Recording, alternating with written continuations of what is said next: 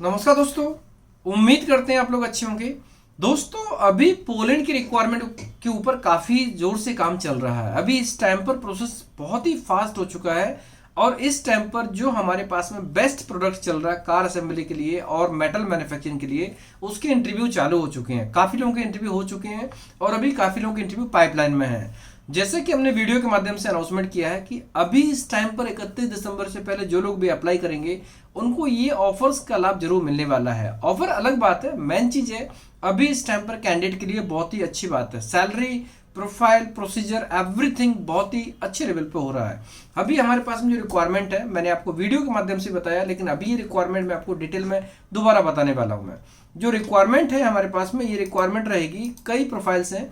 जैसे इलेक्ट्रिशियन की प्रोफाइल है, गैस कटर की रिक्वायरमेंट है, जनरल वर्कर की रिक्वायरमेंट है, इंसुलेशन इंस्टॉलर की रिक्वायरमेंट है, मेटल स्ट्रक्चर फिटर की रिक्वायरमेंट है, पेंटर, टर्नर और वेल्डर की रिक्वायरमेंट है। ये रिक्वायरमेंट एक प्रकार से अलग अलग ट्रेड के लिए रिक्वायरमेंट है, जहां पर जो ड्यूटी रहेगी वो 10 से 12 घंटे की ड्यूटी होगी और 6 डे पर वीक काम करना होगा। 6 डे पर वीक काम रहेगा इसमें। सैलरी बहुत शानदार है। सैलरी की बात करते हैं तो 20 जिलोटी से लेकर 33 जिलोटी के बीच में सैलरी है। 20 से 33 के बीच में। आप सोचो कितना लंबा गैप है, इतना ज्यादा ऑप्शंस है, इतनी ज्यादा जो सैलरी का स्लैब है। ये डिपेंड करता है आपकी नॉलेज के ऊपर, आपके टैलेंट के ऊपर, आपका पास्ट एक्सपीरियंस है उसके ऊपर। हमारे पास जो रिक्वायरमेंट है उसमें से सबसे कम सैलरी होगी वो 20 और ये सैलरी में आपको टेक होम सैलरी की बात कर रहा हूँ, टैक्स के अलावा। अभी जिन लोगों के जो वर्क परमिट अप्लाई हुई उनकी भी सैलरी काफी अच्छी आई है और अभी जो भी आगे अगली बार आने वाले हैं उन सभी की सैलरी डेफिनेटली जो नॉर्मल मिनिमम सैलरी होती है उससे ज्यादा आने वाली है। ज्यादा सैलरी आती तो डेफिनेटली एम्बेसी के ऊपर अच्छा असर पड़ता है। क्लाइंट हमें सपोर्ट करने वाला है, एम्बेसी को अगर कोऑर्डिनेट करेंगे तो वीजा लगने के चांसेस पूरे पूरे हो जाएंगे। लोगों के मन में डाउट होता है कि वीजा का रेशियो कैसा रहेगा, लास्ट में कैसा रहा। 2023 में कोई वीजा नहीं है एक ही वीजा था। 2024 में कोई सिंगल वीजा नहीं है, अभी कैसा रहेगा। तो यहाँ पर मैं आपको एक चीज क्लियर करना चाहूँ कि कोई भी प्रोसेस में अगर क्लाइंट 100% सपोर्ट करता तो वीजा का रेशियो 100% पॉसिबिलिटी में आ जाता है। अगर डॉक्यूमेंट बराबर है, कैंडिडेट की तरफ से कोई इश्यूज नहीं है, कैंडिडेट के डॉक्यूमेंट में कहीं पर भी पीसीसी या किसी भी डॉक्यूमेंट में कोई कमी नहीं, कहीं पर उसने एग्जिट प्रॉपर नहीं किया होगा या कोई नेगेटिव पॉइंट अगर पासपोर्ट में है तो ही रिफ्यूजल होने के चांसेस होंगे, अदरवाइज यहाँ पर रिफ्यूजल होने के चांसेस नहीं होंगे। दोस्तों, मेन चीज क्या होती है कि पोलैंड में जो रिफ्यूजल के रेशियो होते हैं, अगर हम बैलेंस की बात करें तो बैलेंस बहुत इंपॉर्टेंट है। बैलेंस कैसा है? बैंक बैलेंस की बात नहीं कर रहा हूँ, बैलेंस टोटल एम्प्लॉयमेंट बैलेंस की बात कर रहा हूँ मैं। जैसे जो रेशियो है, जो कोटा निकलता है ना, उसके हिसाब से हर जगह हर टाइप के मैन पावर की रिक्वायरमेंट होती है। Technical, non technical, skilled, semi skilled, unskilled, हर टाइप की। अब जो वॉल्यूम होता है, वॉल्यूम अनस्किल्ड का बहुत ज्यादा होता है। मशरूम, कंस्ट्रक्शन वर्कर, लेबर की क्वांटिटी बहुत ज्यादा होती है एप्लीकेशंस के रूप में, और वही स्किल्ड मैन पावर की रिक्वायरमेंट कम होती है। एम्बेसी में कोई वहां ट्रेड टेस्ट तो करेगा नहीं। एम्बेसी में गए आपको वेल्डिंग का टेस्ट करवाना है या फिर फिटर का करवाना नहीं, वहां पर आपके डॉक्यूमेंट्स, कंपनी ने आपको सिलेक्ट किया ट्रेड प्रोफाइल के ऊपर, तो आप ट्रेड प्रोफाइल के हिसाब से कंसिडर किए जाएंगे। और अगर आप ट्रेड प्रोफाइल में जा रहे हो तो वहां पर वीजा की पॉसिबिलिटी 100% हो जाती है।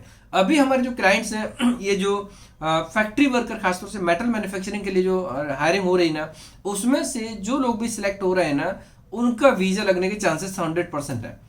क्लाइंट ने हमें क्लियर कहा है कि इनका वीजा लगने के चांसेस 100% है। आप क्लाइंट की क्वालिटी के ऊपर ध्यान दें। हाँ, एक बात है, यहाँ पर कैंडिडेट को इंग्लिश बोलना आना जरूरी है। मतलब कि ऐसा नहीं बोल रहा हूँ कि बहुत हाई फाई जरूरी है, आप बात कर सकें कम से कम। ऐसा नहीं कि मैं कई कैंडिडेट्स को अभी फिलहाल इंटरव्यूज हुए हैं तो 2-3 लोगों का एक्सपीरियंस ऐसा रहा कि बोलने को तो वो बोलते हैं कि उनकी इंग्लिश अच्छी है, बात कर सकते हैं, लेकिन जब बात करना शुरू किया तो एक शब्द नहीं निकला। ऐसा नहीं होना चाहिए। अगर आप कोई आपसे बात कर रहा है तो आप उसको बात करके रिप्लाई कर पाओ, बस सिर्फ इतनी इंग्लिश चाहिए। सामने वाले की बात समझ पाओ और आप रिप्लाई कर पाओ। बहुत फास्ट ना बोलो, कम से कम थोड़ा स्लो मोशन में बोलो, लेकिन आपको बोलना है। आप अगर मान लीजिए रिप्लाई करने में थोड़ा टाइम ले रहा है चलेगा, लेकिन इंग्लिश में आप उनकी बात को समझ पाए और रिप्लाई कर पाए, अगर इतनी क्वालिटी है। और किसी भी ट्रेड में, इलेक्ट्रिशियन हो, पेंटर हो, किसी भी ट्रेड में, टर्नर हो, वेल्डर हो, अगर आपको नॉलेज है, एक्सपीरियंस है और ट्रेड सर्टिफिकेट है तो डेफिनेटली ये रिक्वायरमेंट आपके लिए गोल्डन अपॉर्चुनिटी से कम साबित नहीं होगी। अभी इस टाइम पर, जैसा कि हमने वीडियो में पहले ही कहा है, पहले से भी अनाउंसमेंट किया है, इस टाइम पर पोलैंड में कोई भी कैंडिडेट अगर अप्लाई करता है तो उसका जो रिस्क है वो 100% जीरो रिस्क है, मतलब 0% रिस्क फैक्टर पे काम करेंगे और 100% वीजा पॉसिबिलिटी है। यहाँ पर कोई भी केस में 10 लोगों में से अगर 9 लोगों का वीजा लगता है, एक बंदे का वीजा नहीं लगता, 2 बंदे का वीजा नहीं लगता, तो उनका 100% जो प्रोसेस फीस होगा जो यहाँ पर पे किया जाएगा उसको रिफंड हो जाएगा। उनका 1 रुपया भी क्लाइंट की तरफ से हमारी तरफ से कोई नुकसान नहीं होगा। तो ये 100% जो पॉसिबिलिटी वाला पार्ट है या 0% रिस्क फैक्टर वाला पार्ट है, ऐसे ही डिसाइड नहीं किया गया। क्लाइंट ने हमें काफ़ी रूप में हर तरीके से जो भी क्वारीज की मैंने जो भी पॉइंट्स रखे उन सभी पॉइंट को ध्यान में रखते हुए हमें इस चीज़ का आश्वासन दिया है कि आपके सभी लोगों का वीजा लगने के चांसेस है, बशर्ते वो हमारे इंस्ट्रक्शंस को फॉलो करें, जो रिक्वायरमेंट है उसके हिसाब से उतनी इंग्लिश इंप्रूवमेंट कर लें, क्योंकि वहाँ पर जो इंस्ट्रक्शंस दिए जाए, इंस्ट्रक्शंस को अगर वो मैनेज कर सकते हैं, समझ सकते हैं, तो वो इसमें अप्लाई कर सकते हैं। इसलिए हम लोग कॉन्फिडेंट है कि पोलैंड के ऊपर हमारा रिजल्ट अच्छा आएगा।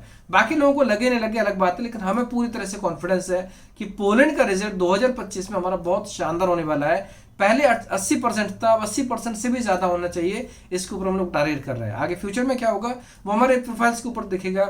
हमारे जिन लोगों के वर्क परमिट एप्लीकेशन गए हैं या अभी होने वाले हैं इस महीने, उन सभी लोगों के वीजा जब आना शुरू हो जाएंगे तभी लोगों को इसका कॉन्फिडेंस आना शुरू हो जाएगा कि हाँ पोलैंड का रिजल्ट अच्छा आ रहा है। कहीं पर भी टेक्निकल ट्रेड का रिजल्ट हमेशा अच्छा होता है, और अगर क्लाइंट टेक्निकल ट्रेड वाला क्लाइंट आपको फुल सपोर्ट करे तो वीजा लगने के चांसेस उतने ही ज्यादा हो जाते हैं। सो दोस्तों, जो रिक्वायरमेंट मैंने बताई उसमें से थोड़ी इन्फॉर्मेशन मैं आपको और शेयर कर देता हूँ। यहाँ पर जो ड्यूटी रहेगी वो 10 से 12 घंटे की होगी।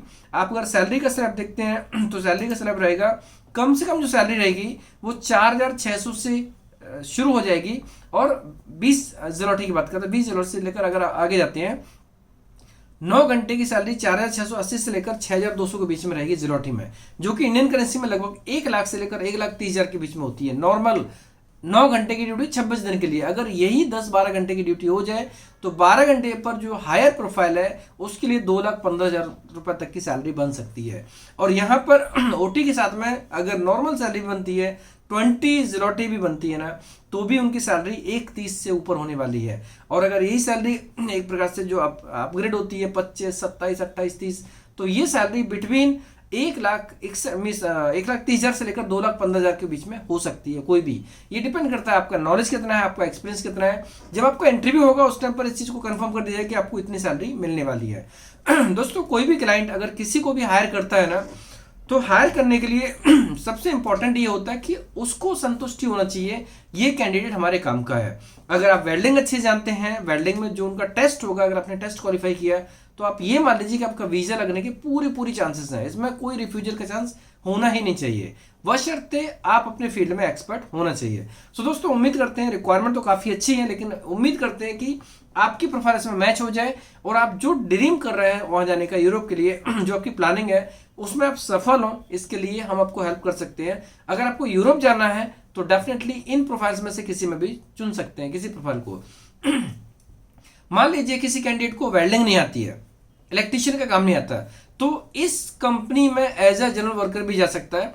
अगर उसको थोड़ी सी इलेक्ट्रीशियन का काम आता है या थोड़ा वेल्डिंग का काम आता है, तो वेल्डिंग के साथ में, इलेक्ट्रीशियन के साथ में हेल्पर के रूप में काम कर सकता है। उसको भी 20 से 22 या 24 ज़लोटी सैलरी मिल सकती है। बेसिक इंग्लिश चाहिए, कम्युनिकेशन कर पाए। अगर आप देखें तो बेसिक सैलरी पे भी सैलरी 1 लाख से 1,30,000 के बीच में, मतलब कि अगर 12 घंटे आपको काम करने को मिलता है ना, तो 1.25 लाख 1,30,000 के आसपास में सैलरी आपकी बन सकती है। कंपनी की तरफ से एकोमोडेशन मिलने वाला है, कंपनी की तरफ से जो फैसिलिटी है वो सब मिलेगी, किचन फैसिलिटी मिलेगी। अगर मान लीजिए कोई कैंडिडेट अगर एकोमोडेशन के बेनिफिट नहीं लेना चाहे, तो उसको company 650 zloty per month as a accommodation allowance भी देगी। यहाँ पर कंपनी कैंडिडेट को काफी को सपोर्ट करती है। मेन चीज यहाँ पर क्या होती है कि उनकी जो रिक्वायरमेंट है, अगर परफॉर्मेंस अच्छा रहा, कंपनी ने हमें पहले से कहा कि पहले साल का वीजा कंप्लीट करना होगा। कोई भी कैंडिडेट हमारे यहाँ पर आएगा तो उसको पहले साल 1 साल कंप्लीट करना होगा। इसके लिए वो हमें पूरी तरह से सपोर्ट कर सकते हैं इन टर्म्स ऑफ वीजा के लिए, एम्बेसी के लिए, अपॉइंटमेंट्स के लिए, किसी भी चीज के लिए अगर क्लाइंट की आवश्यकता पड़ती है वो हमें फुल सपोर्ट करने को रेडी है। सो दोस्तों, उम्मीद करते हैं कि ये डिमांड आपके लिए काफी इंपॉर्टेंट होगी। अगर ये रिक्वायरमेंट आपको अच्छी लगी, डिमांड अच्छी लगी, तो अपने दोस्तों में, क्लासमेट को शेयर कर सकते हैं। अगर आप एलिजिबल हैं तो आप इसमें अप्लाई करके इस गोल्डन अपॉर्चुनिटी का लाभ ले सकते हैं। धन्यवाद।